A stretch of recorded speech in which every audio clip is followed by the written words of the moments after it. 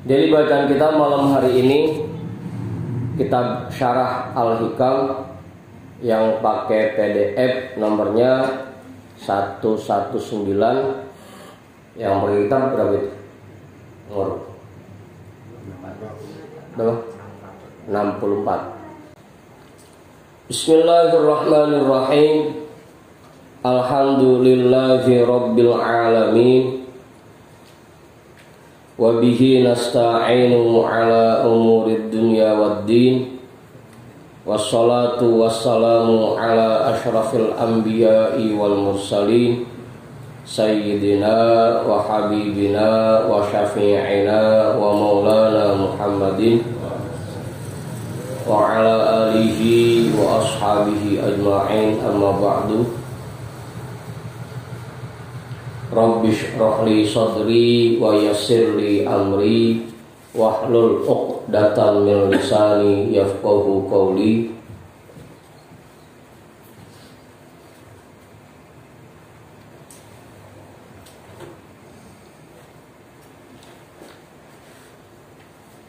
Lah, Ustaz Heri kan disamber. Mana?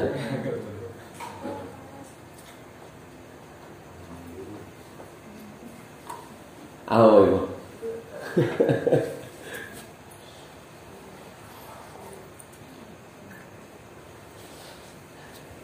Qala al-Imam al-Muallif rahimahullahu ta'ala wa adama naf'a bihi wa bi'ulumihi wa bikum fid dharaini amin.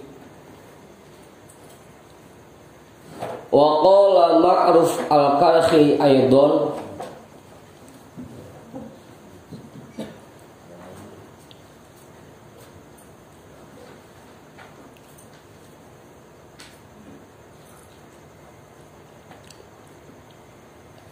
raja'ukar rahmata mimman la tuti'uhu khidlanun wa hamqun.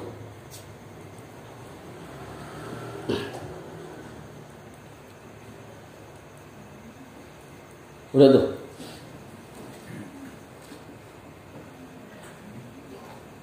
Syekh Ma'ruf Al-Karhi juga berkata, raja'ukar rahmata mimman la tuti'uhu. Kamu mengharapkan kasih sayang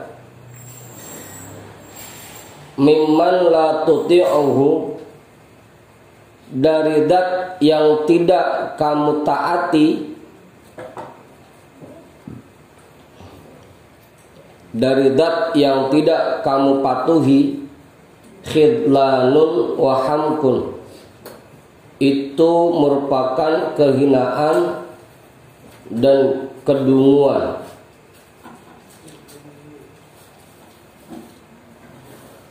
Kehinaan dan kebodohan. Udah ketemu belum Mas Arif? Orang-orang masih nyari itu.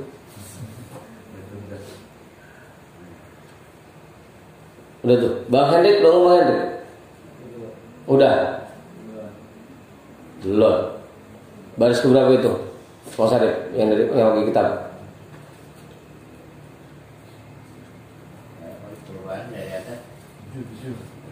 7 baris di atas, halaman 64.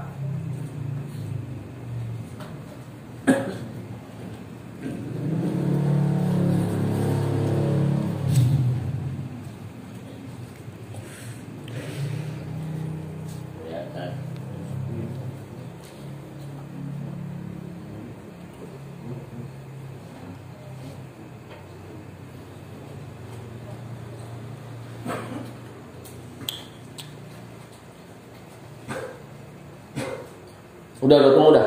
Bang Fajri ketemu. Udah sehat Bang Fajri? Alhamdulillah. Awet kangen kita.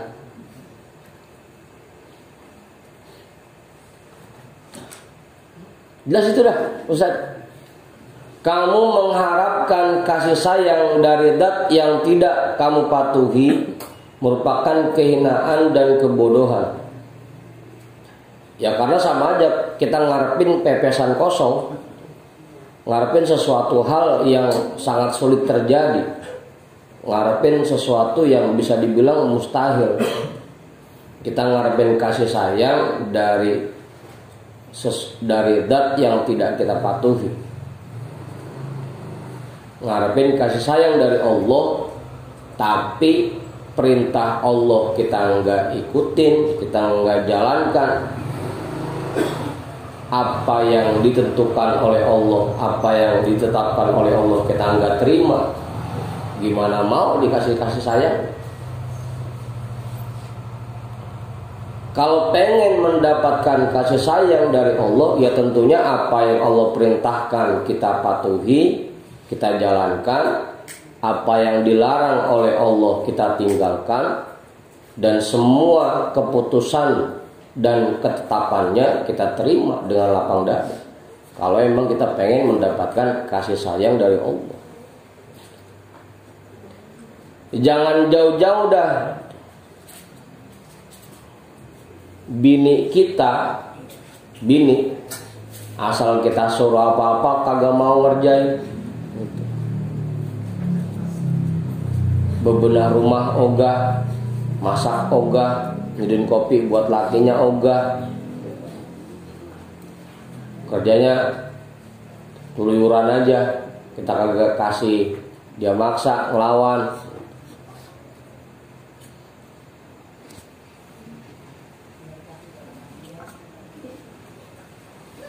Apa? Tapi pengennya disayang sama lakinya lah, kagak bakal, nggak begitu. Ibu.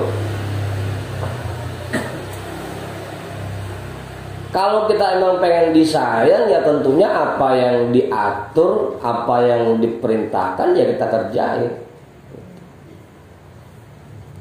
Ketentuannya, ketetapannya kita terima. Kalau pengen mendapatkan kasih sayang darinya. Ibu. Nah ini mah ama ibadah males, ama maksiat rajin, semangat, getol, ama takdir Allah, ketetapan Allah kagak nerima mulu, ngeluh mulu, berontak mulu. Tapi pengennya disayang sama Allah lah kagak bakal. Itu mah khidlanun wa hamkun, kebodohan kita dan kehinaan kita. Tapinya pengen disayang, tapinya asal diatur ngerengkal mulu. Apa?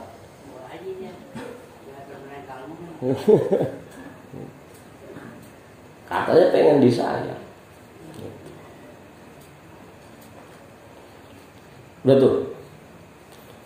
Kalau kita emang betul-betul pengen jadi orang yang disayang oleh Allah, mendapatkan rahmat dari Allah, ya kuncinya satu: patuhi semua perintahnya, terima semua ketetapannya, jangan ngerengkalmu, jangan ngelawanmu.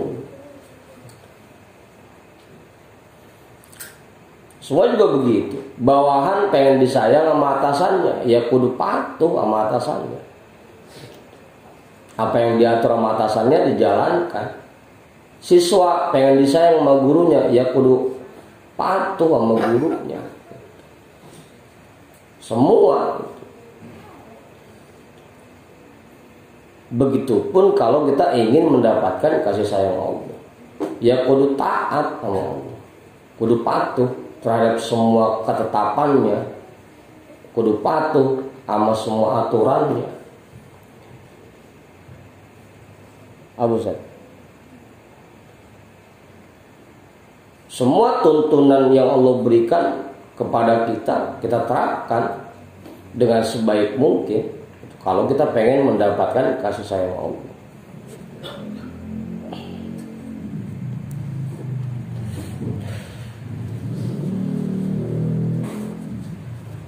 Ya tadi contoh gampangnya ada anak kita pengen disayang sama kita, tapi ngelawan mulu kagak bakal.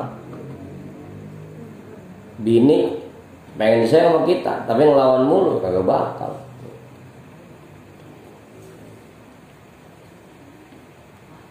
Udah tuh, jelas. Apaan?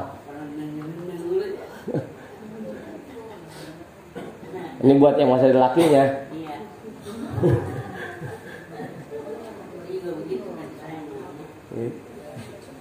Udah tuh, jelas.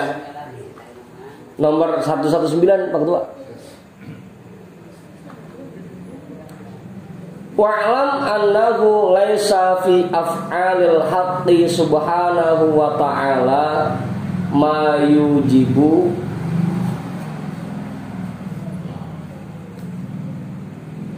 ayyamana iqabahu.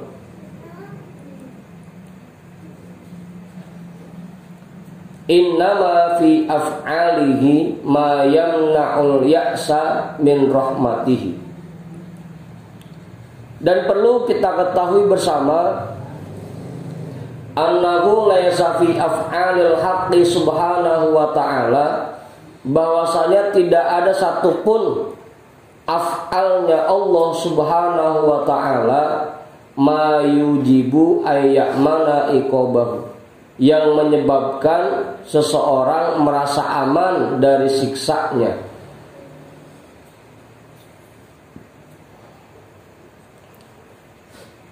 Tidak ada satupun af'al Allah subhanahu wa ta'ala yang mendorong seseorang untuk merasa aman terhadap siksanya. Innama fi af'alihi ma yamna'ul ya'sa min rahmatihi. Sesungguhnya yang terdapat di dalam af'alnya Allah yaitu sesuatu yang mencegah seseorang berputus asa dari rahmatnya.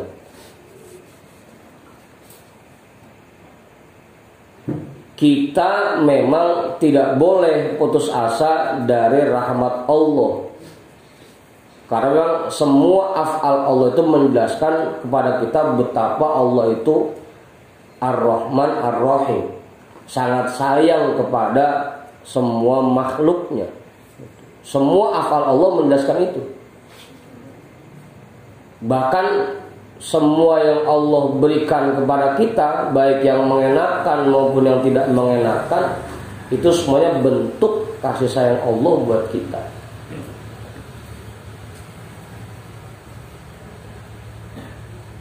Sehingga kita tidak boleh berputus asa dari rahmat Allah. Tapi juga bukan berarti dengan segitu luasnya rahmat Allah kita merasa aman dari siksanya. Jangan sampai.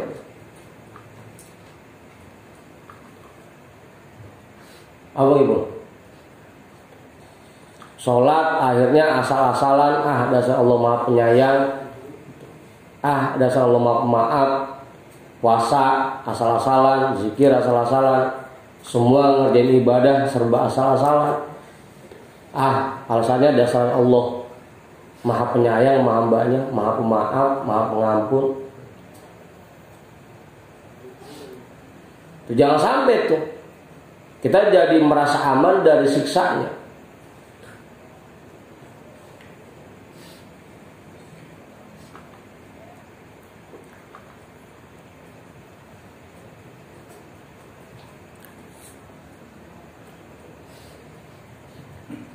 Meskipun tadi tuh ngerasa aman dari sisanya kita nggak boleh, tapi juga jangan sampai kita putus asa dari rahmatnya Allah.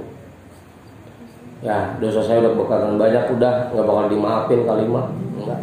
Tetap pasti dimaafkan. Yang penting kita betul-betul tobatnya, betul-betul ibadahnya.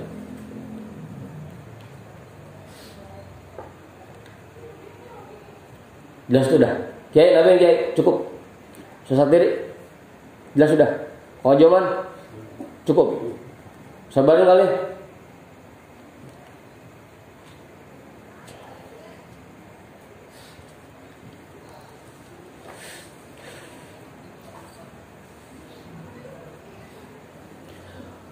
Wa kama la yahsunu an la yuzhira min lutfihi fi khalqihi la yahsunu tam'u fi janibihi wa ya'manu akhdahu wa intiqamahu. Dan sebagaimana dianggap tidak elok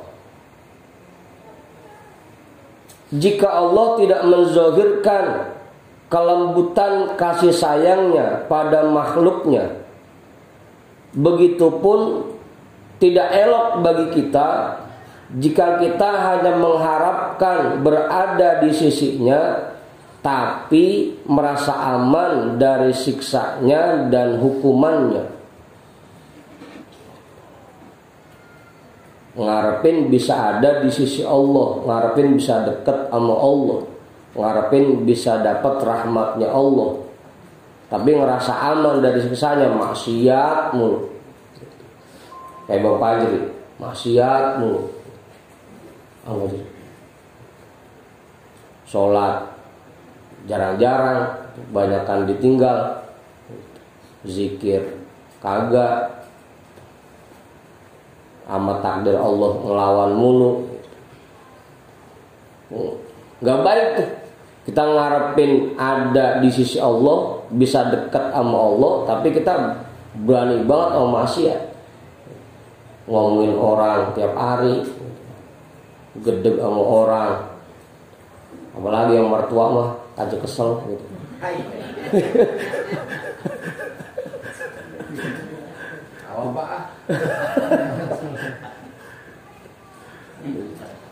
Tapinya kita ngarepin bisa deket sama Allah, maksiat jalan terus, itu nggak bagus tuh. Kepengen kayak begitu, harapan kayak begitu, itu nggak bagus.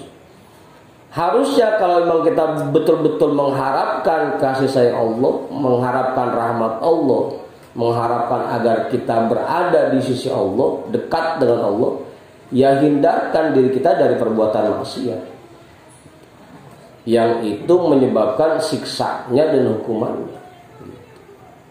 Kudunya tuh. Ya tadi tuh gampangnya, kayak bini kita aja dah. Kalau emang betul-betul dia pengen disayang sama lakinya, tentunya apa yang dilarang sama lakinya dia nggak kerjain. Jangan pergi ya Neng ya, di rumah aja, atau keluyuran. Katanya ngakunya pengen disayang sama laki, tapi kagak bisa dilarang pisan roman. Kagak boleh kita meleng dikit atau kagak di rumah. Kalau memang kita betul-betul mengharapkan berada di sisi Allah, ya hindarkan perbuatan maksiat yang itu menyebabkan siksaannya dan hukumannya. Dah.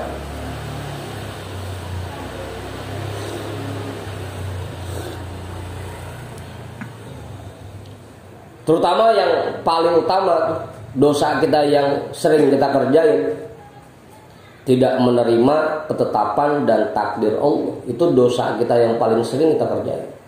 Ngeluh mulu. Kali kalau nyopet mah kagak dah. Apalagi bangsanya ustad, gelok pakai nyopet. Kalau korupsi dikit-dikit iya dah, korupsi.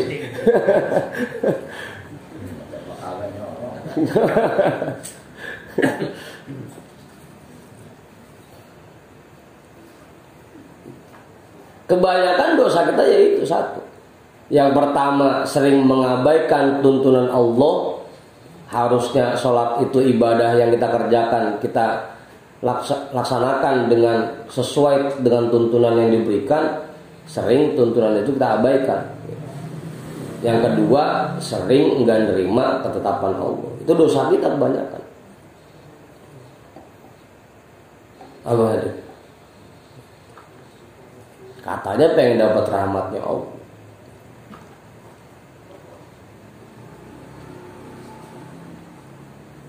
Jauhkan itu.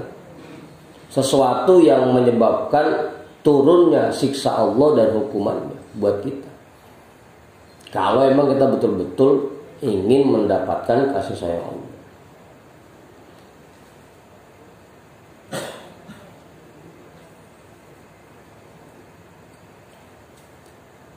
Apa Ustaz? Jelas sudah.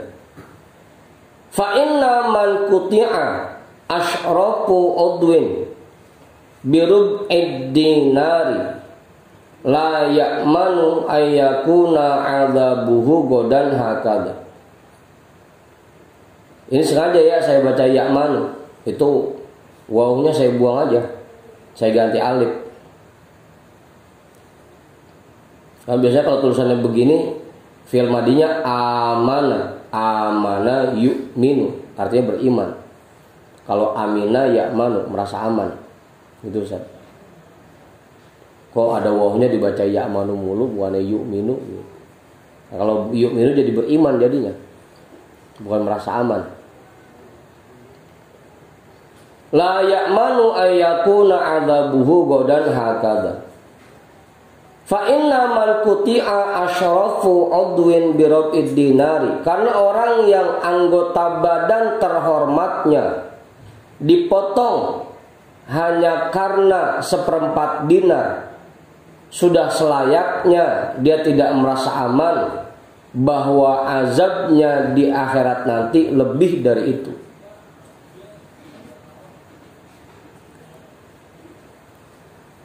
Orang yang nyolong seperempat dinar aja, itu anggota badan yang paling mulianya, tangannya dipotong.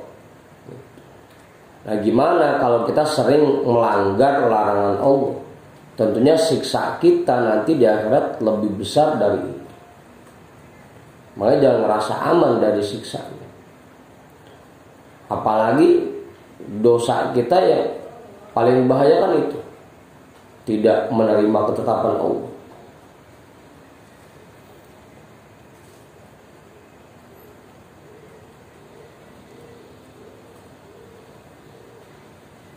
Anak aja kalau diatur babaknya kagak nurut mulu, kagak ngikutin apa yang dipengenin babaknya, disuruh merah gitu.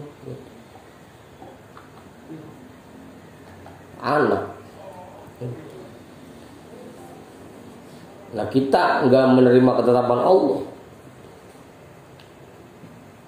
tentunya siksaannya pasti lebih besar dari itu, dari cuma sekedar dipotong tangannya doang.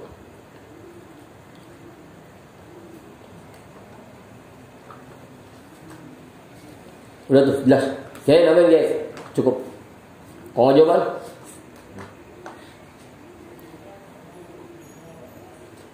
Makanya jangan merasa aman. Kadang-kadang emang penyakit orang yang udah rajin ibadah, udah sering ngaji, penyakitnya ngerasa aman dari siksaan Allah, ngerasa aman dari berubahnya hati kita, ngerasa aman.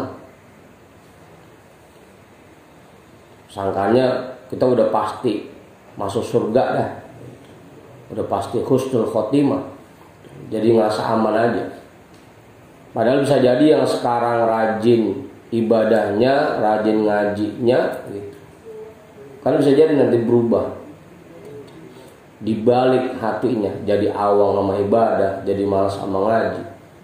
Kan bisa jadi begitu, karena Allah itu sifatnya zat yang membolak-balikkan hati. Emang mantap, udah pede aja, gue surga, gue udah ngaji tiap malam, udah pede aja. Padahal kita belum tahu ke depannya kita bakal seperti apa. Sekarang kita mandang rendah orang-orang yang jarang ibadah, mandang rendah orang-orang yang nggak mau ngaji. Padahal kita sendiri nggak tahu kita bakal terus seperti ini atau nanti bakal berubah. Karena nggak sedikit juga orang yang tadinya doyan ngaji, doyan zikir, doyan ibadah, tahu-tahu dirubah hatinya oleh Allah, dibalik. Jadi sama ibadah kagak mau, sama ngaji kagak mau. Pokoknya buat ngerjain kebaikan berat. Banyak contoh kasusnya. Makanya dia ngerasa aman. Terus kita waspada, hati-hati. Karena itulah sifat ciri-ciri orang yang betul-betul mengharapkan kasih sayang Allah, nggak pernah ngerasa aman dari siksaan Allah. Iya, sekarang kita lagi dibikin rajin ngaji. Ntar ke depannya, setahun ke depan, 2 tahun ke depan, atau jangan kelamaan dan kejauhan itu mah. Besok, seminggu berikutnya, kita masih tetap semangat ngaji, semangat ibadah apa enggak? Karena kita nggak tahu ke depannya bakal seperti apa.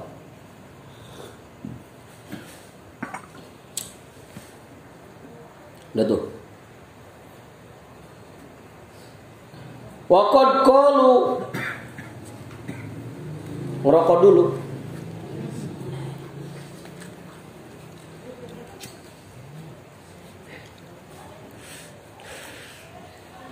Dan mereka para ulama berkata, man za'ama anna ar-raja'a ma'al israri sahihun falyaz'am anna talabar ribha fil faqri wa qadhan naro fil bahri sahihun. Orang yang menganggap bahwa mengharapkan rahmat Allah padahal dirinya masih terus mengerjakan kemaksiatan, sahihun, itu dianggap sah. Fal yaz'am anna talabar ribha fil faqri wa qadhan naro fil bahri sahihun. Maka silahkan dia juga beranggapan bahwa seseorang bisa mendapatkan keuntungan dalam kondisi fakir dan bisa menyalakan korek api di laut.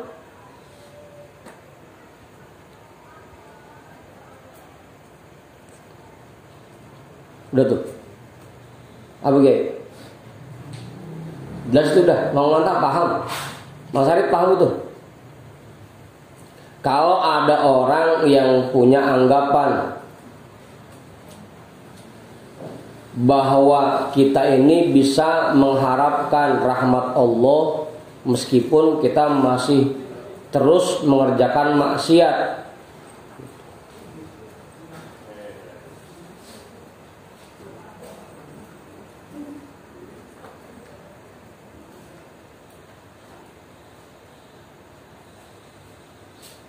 apa? Hah?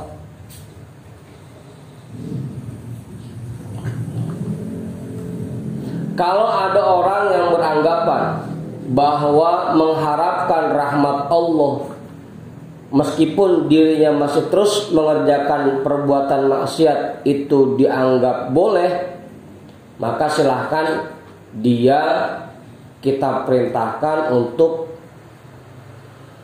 mendapatkan keuntungan tanpa berdagang dalam kondisi fakir, tanpa usaha. Bisa bakal gak kira-kira? Atau kita suruh dia nyalahin korek api di dalam air, bisa bakal gak kira-kira? Abang mau?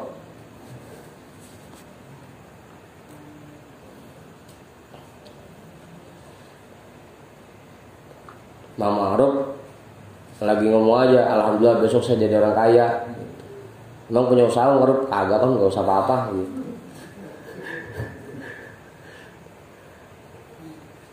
Ngarepin kaya tanpa punya dagangan, punya usaha, ya bisa aja, cuma kan sulit dan bukan hal yang umum. Bisa aja, cuma sulit. Nyalain korek api di dalam lautan, dalam air, ya bisa aja kalau mau kendaki, bisa aja. Cuma kan kagak umum. Umumnya yang namanya nyalain korek, ya jangan di air, kagak bakal nyala, kan begitu. Kalau ada orang yang ngarepin rahmat Allah tapi dia masih maksiat, ya bisa aja, cuma kan susah. Umumnya kalau emang pengen ngarepin rahmat Allah, ya jangan maksiat lagi, udah berhenti maksiatnya, baru tuh bener anggapannya. Ini mengharapin rahmat Allah tapi masih maksiat mulu, masih israr. Kayak orang lagi pengen nyalahin korek api di dalam air. Apa Ustaz? Kayak orang pengen jadi kaya tapi nggak punya usaha apa-apa. Ya bisa sih ngarepin warisan, kon warisan kagak.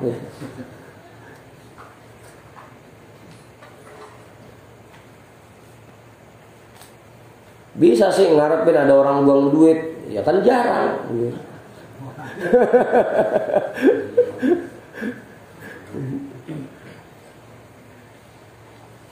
Kalau kita betul-betul mengharapkan rahmat Allah, ya hentikan perbuatan maksiat kita.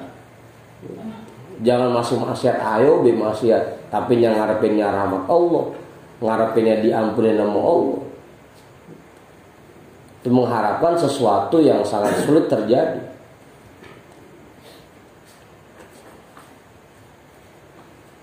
Meskipun bisa aja kayak orang yang udah membunuh 100 orang, tahu-tahu akhir hidupnya dia tobat baru jalan bentar meninggal, ya bisa aja kayak begitu. Karena buat Allah nggak ada yang mustahil. Cuma umumnya kalau emang kita mengharapkan rahmat Allah, ya kudunya hentikan perbuatan maksiat. Terutama yang tadi tuh, maksiat yang paling sering kita kerjain, ngeluh, enggak nerimain ketetapan Allah. Terutama yang itu.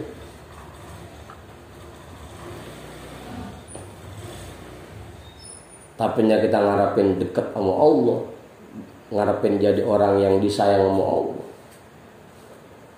tapi masih ngeluh mulu, masih kagak mau nerimain ketetapan Allah juga. Itu sama kayak orang lagi pengen nyalahin korek api dalam air. Apa Ustaz? Bisa Ustaz?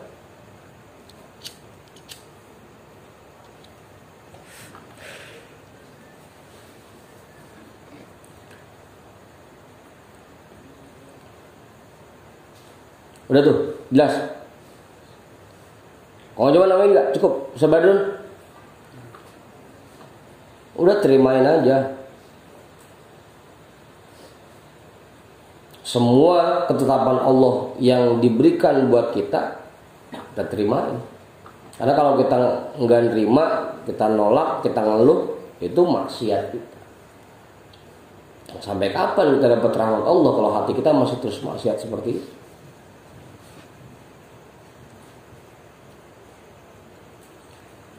Wa fil hadithi an Rasulillah sallallahu alaihi wasallam annahu qol, dan di dalam hadis dari Rasulullah sallallahu alaihi wasallam bahwasanya beliau bersabda, al kayyisu man dana nafsahu wa amila lima ba'dal mauti wal ajizu man ittaba'a nafsuhu hawaha wa tamanna 'ala Allahi al-amaniyah.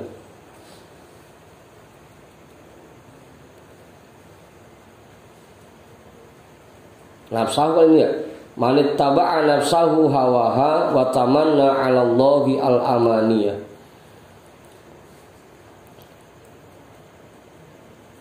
Dalam sebuah hadis dari Rasulullah sallallahu alaihi wasallam bahwasanya beliau bersabda, orang yang cerdik pandai itu mandana nafsahu, orang yang bisa menundukkan nafsunya. Orang yang cerdik pandai itu adalah orang yang dapat menundukkan nafsunya.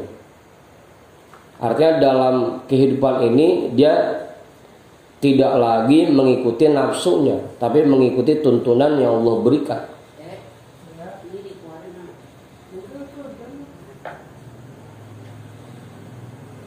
Itu berapa ini? Betul. Menundukkan nafsunya. Dalam semua aktivitasnya dia kerjakan sesuai dengan tuntunan, bukan lagi ngikutin nafsunya. Mau itu ibadah mahduhnya, ibadah ghair mahduhnya, semuanya dia kerjakan sesuai tuntunan. bergaul di masyarakat sesuai tuntunan. Pokoknya ngapain aja sesuai tuntunan.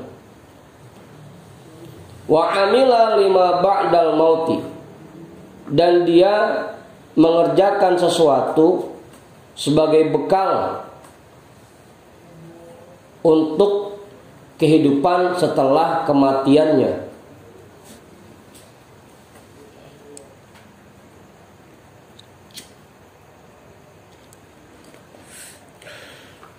Itu orang yang cerdik pandai.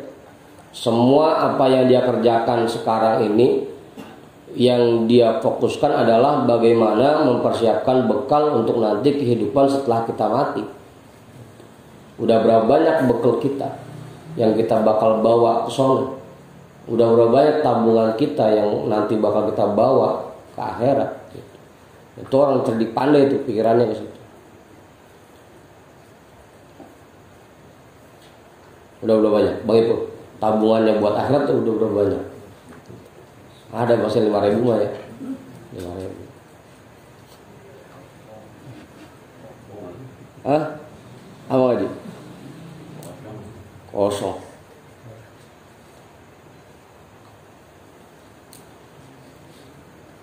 Dan dia mengerjakan sesuatu sebagai bekal untuk kehidupan setelah kematiannya. Wal ajizu, dan orang idiot, orang yang pikirannya lemah, manit taba'a nafsahu hawaha, orang yang mengikuti nafsunya, orang yang mengiringi nafsunya dengan berbagai macam keinginannya.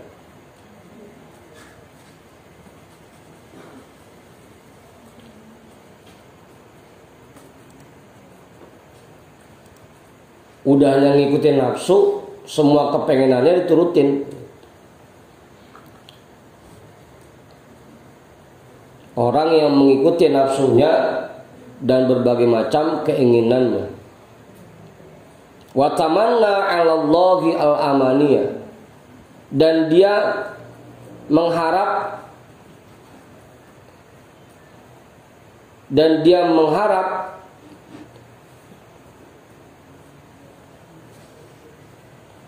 atas Allah al-amaniyah,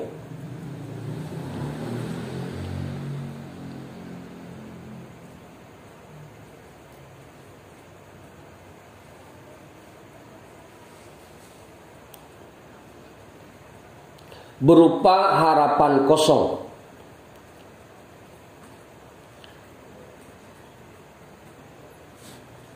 Kemarin tuh umniyah, harapan palsu. Al-amaniyah, dan dia berharap kepada Allah tapi hanya merupakan harapan kosong. Itu orang yang otaknya lemah, pikirannya lemah, kehidupannya selalu ngikutin nafsu, ngikutin kepengenannya, nggak nyiapin bekal buat kehidupan akhiratnya. Maksiat dia kerjain, selalu melanggar apa yang dilarang oleh Allah karena ngikutin nafsunya. Ibadahnya enggak sesuai tuntunan, tapi dia ngarepin Allah akan memberikan rahmat untuk dia. Al-amaniyah, itu harapan kosong.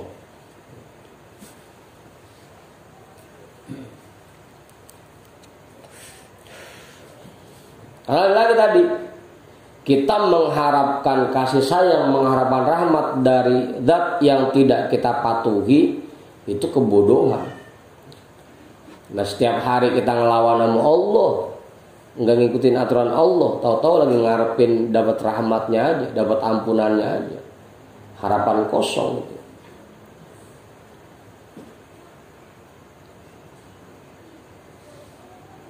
Apa itu?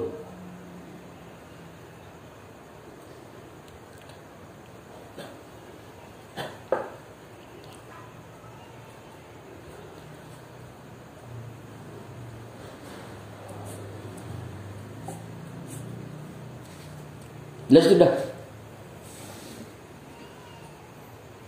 Lah, maji, namanya nggak maji. Cukup. Maji itu ngalih. Apa maji? Kagak juga.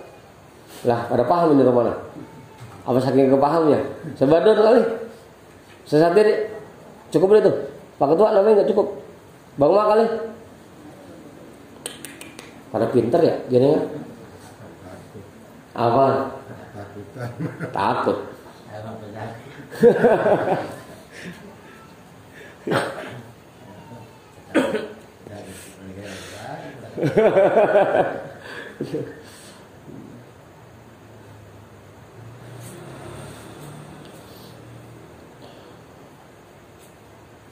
Wa qala Hasan radhiyallahu ta'ala anhu inna qauman alhaqhum amaniyul maghfirati hatta kharaju minad dunya wa laysa lahum hasanatun. Imam Al-Hasan radhiyallahu ta'ala anhu berkata, ini Imam Hasan cucunya Rasul ya maksudnya, Sayyidina Hasan. Inna qauman, sesungguhnya ada beberapa kelompok orang alhathum amaniyul maghfirati, yang dibuat lalai oleh harapannya terhadap ampunan Allah. Dasar Allah Maha Pengampun. Apa itu? Bible begitu ya. Udah maksiat aja, dasar Allah Maha Pengampun gitu. Tertipu oleh harapan ampunan Allah.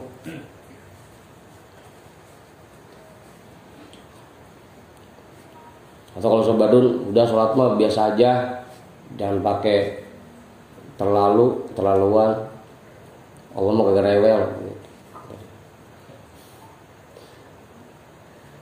Ada beberapa kelompok orang yang dibuat lalai oleh angan-angan, oleh harapan ampunan Allah. Hatta kharaju minad dunya, sehingga mereka meninggalkan alam dunia ini, walaysa lahum hasanatun, dan tidak membawa satu kebaikan pun.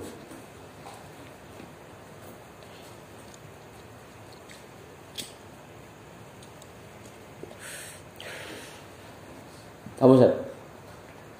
Yaqulu ahaduhum, di antara mereka ada yang ngomong, sinuzonna bi rabbi. Saya mau suzon aja sama Allah. Saya mau kagak ibadah pisan, maksiat mulu, pakai husnuzon sama Allah. Udah suzon aja sama Allah. Entar gua dimaafin kita. Husnuzon aja. Apa Ustaz? Sinuzonna bi rabbi. Saya menerapkan husnuzon kepada Allah, kepada Tuhan saya. Wa huwa yakdzibu, padahal itu sebuah kebohongan besar. Walau ahsana dzanna bi rabbih la ahsanal amala. Kalau seandainya dia husnuzon kepada Tuhannya, pasti dia akan memperbaiki amal perbuatannya.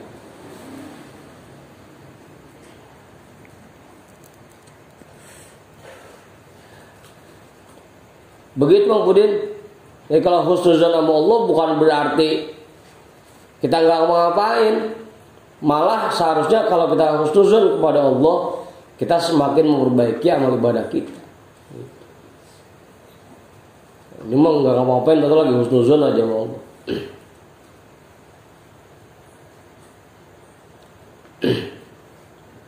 Udah tuh.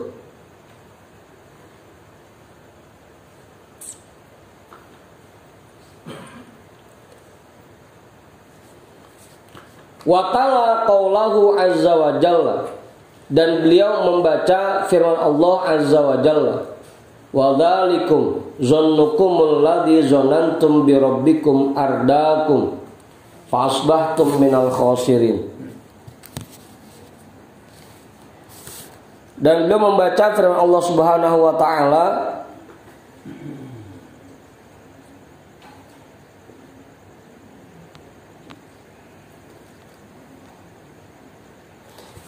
itulah dugaan kalian yang kalian sangkakan kepada Tuhan kalian.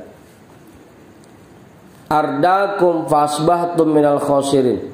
Itu membuat dirimu celaka, membuat diri kalian celaka. maka kalian menjadi orang-orang yang merugi. Maka kalian termasuk orang-orang yang rugi.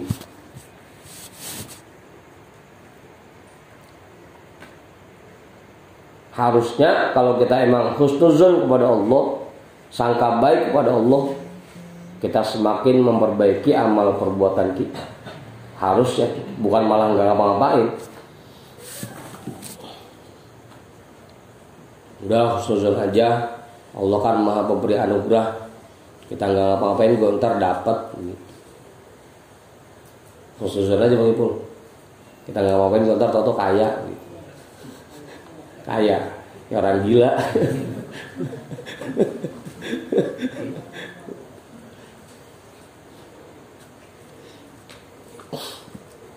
Iya, kayak kita sama emak kita.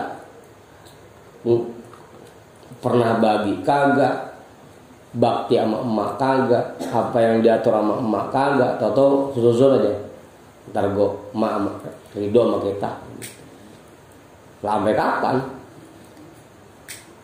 Lagi husnuzon aja. Kalau emang kita husnuzon, lah asal amal, perbaiki perbuatan kita. Udah sering bagi buat emak, udah sering bahagiain emak, bakti sama emak, baru dah mudah-mudahan emak redo sama kita. Baru itu benar namanya. Jadi nggak apa-apain, ngelawan mulu ongkoh tiap hari, sama laki ngelawan mulu tiap hari, ngarepin mudah-mudahan laki kita redo sama kita.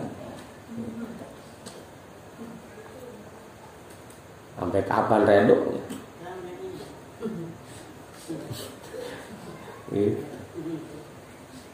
Wadzalikum zannukumul ladzi zanantum bi rabbikum ardakum fa asbahatum minal khasirin. Wa kana yaqulu, di lagi ya sampai hikmah baru tuh. Wa kana yaqulu radhiyallahu an ibadallah ittaqu hadhil amani fa innaha awdiyatul halakati yahilluna fiha. Wallahi ma atallahu 'abdan bi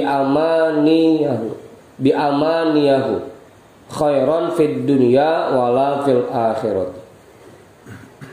Imam Al-Hasan radhiyallahu an juga berkata, ibadallah, wahai hamba-hamba Allah,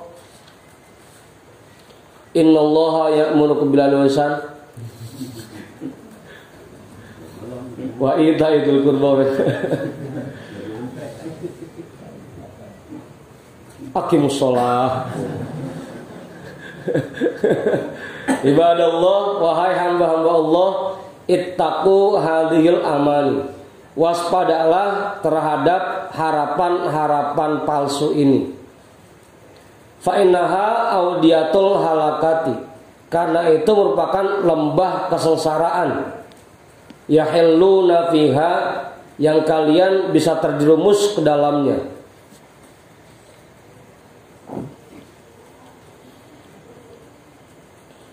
Karena orang yang hanya berharap sesuatu tanpa diiringi dengan memperbaiki perbuatannya, itu angan-angan kosong yang akhirnya akan membuat dia celaka.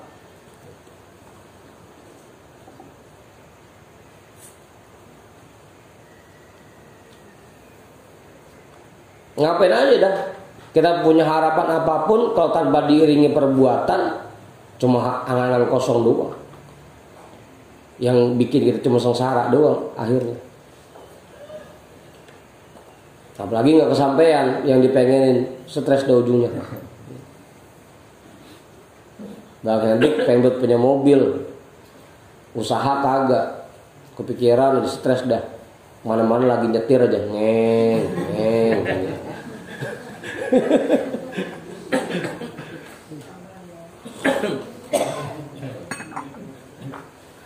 Angan-angan kosong, lembah kesengsaraan. Wallahi, demi Allah, ma'atallahu 'abdan khairan fid dunya wala fil akhirati bi amaniyahu. Allah tidak akan memberikan kepada seseorang kebaikan di dunia apalagi di akhirat hanya dengan bermodalkan angan-angannya. Nggak bakal. Kalau emang kita pengen mendapatkan kebaikan, kebahagiaan di dunia dan di akhirat, apalagi di akhirat, yang tentunya harus kita perbaiki perbuatan kita. Harus diiringi dengan perbuatan. Kalau emang kita pengen mendapatkan kebaikan di dunia dan kebaikan di akhirat, kebahagiaan di dunia dan kebahagiaan di akhirat. Sampai sumpah tuh, wallahi demi Allah, Allah tidak akan memberikan kepada seseorang kebahagiaan, kebaikan di dunia, apalagi di akhirat hanya bermodalkan angan-angan. Nggak bakal. Ya kita hidup di dunia pengen sukses, ya tentunya ada usaha yang kita kerjakan. Kalau memang pengen sukses, pengen kaya, ya tentunya ada usaha yang kita jalankan.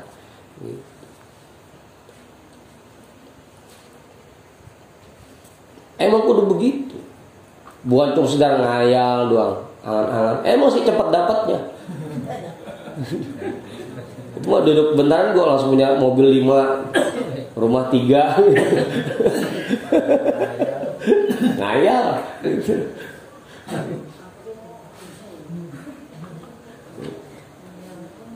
Nggak bakal tuh. Allah akan memberikan kebaikan di dunia dan di akhirat kalau kita hanya pakai modal angan-angan. Nggak bakal Allah kasih itu. Apa mah? Apa itu?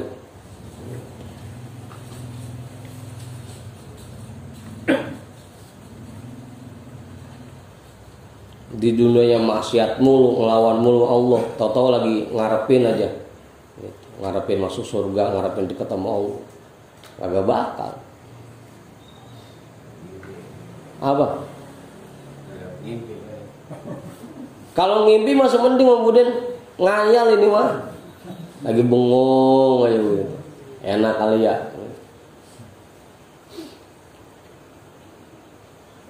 Kalau ngimpi mah engkau kita nggak niatin. Memang niat, orangnya kan niat.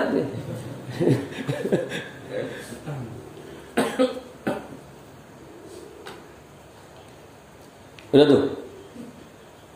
Jadi harus ada perbuatan yang kita kerjakan. Kalau kita emang punya harapan, punya cita-cita. Kalau kita punya cita-cita tapi nggak ada usaha yang kita kerjakan untuk meraih itu mah cuma angan-angan kosong doang, harapan kosong, nggak bakal dapat apa-apa. Ya ada cuma ngiler doang, ngiler. Apa Ustaz? Kenapa? Cukup deh itu.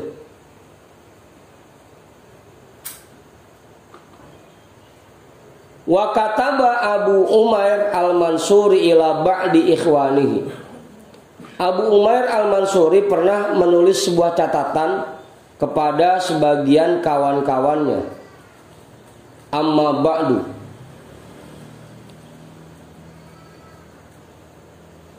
Faqad qala Allah ta'ala. Khatib. Innallaha ya'murukum. Bukan ya.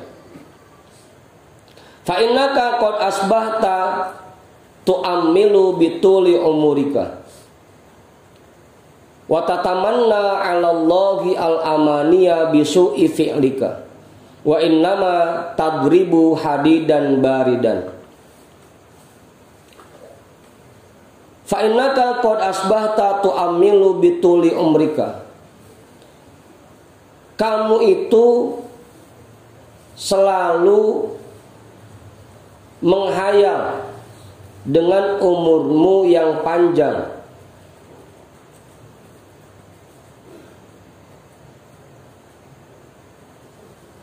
Wa tatamanna 'ala Allahi al-amaniya bisu'i fi'lika. Dan kamu berharap kepada Allah dengan harapan-harapan kosong. Bisu'i fi'lika, dengan buruknya perbuatanmu. Wa innama tadribu hadidan baridan. Ketahuilah sesungguhnya kamu sedang menempa besi dingin. Apa Ustaz? Besi itu kalau pengen ditempa, dijadiin apa kok bentuknya, ya kudu dipanasin dulu. Kalau lagi dingin, tahu-tahu ditempa, digeding, ya tetap aja gitu juga. Sulit.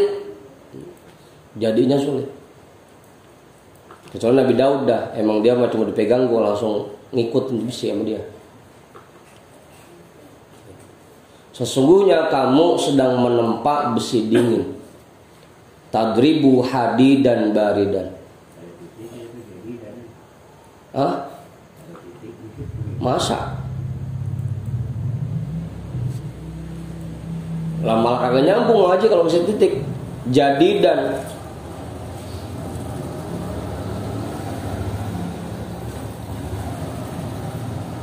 emang jadi dan apa? Baru. Sesungguhnya kamu lagi gedingin barang baru yang dingin. Apa baru yang dingin?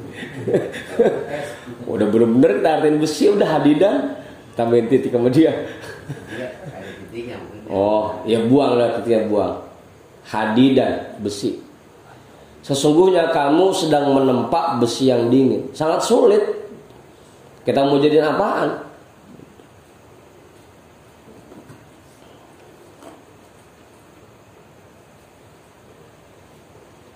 Dah. Begitupun orang yang mengharapkan rahmat dan ampunan Allah tanpa ada perbuatan yang dia kerjakan. Itu kayak nempak besi dingin. Sulit untuk bisa tercapai, itu sulit. Apalagi memang kerjanya ngayal mulu, sepanjang waktunya ngayal doang.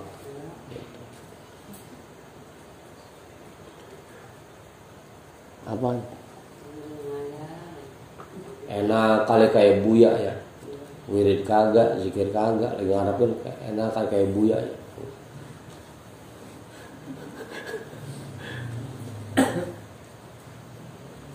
Dah. Jelas tuh.